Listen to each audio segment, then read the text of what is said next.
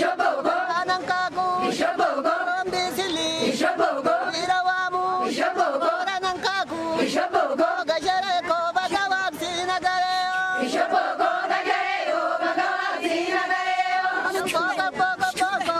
Pogo, Labaditi, Bishambasi, Inaditi, Biabasi, Jagalete, Odabisi, Nakarisa, Gongalete, Bobadillo, Bagalbashimo,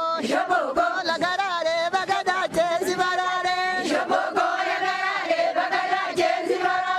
Gashenya, Dagashe, Bagalma,